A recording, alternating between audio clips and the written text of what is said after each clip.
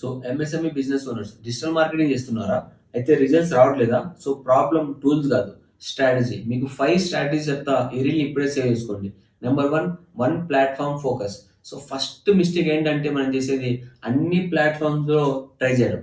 So no, only for business owners best rule ఏంటంటే one platform, one audience. మీ customer ఎక్కడ ఉన్నారో అదే ప్లాట్ఫామ్ని పిక్ చేయండి. So number 2, local plus trust content. So మన ఇండియన్ బిజినెస్లో ట్రస్ట్ చాలా ఇంపార్టెంట్. అన్ని యాడ్స్ మీదే కాకుండా customer stories, behind the scenes, real ప్రాబ్లమ్స్ని ఎక్స్ప్లెయిన్ చేయండి. So number 3, WhatsApp funnel.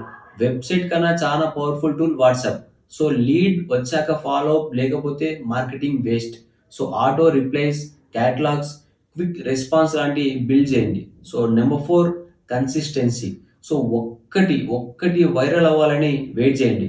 కన్సిస్టెన్సీగా అథారిటీని build అవుతుంది. So weekly 3-4 reels enough. So at the last number 5, simple tracking.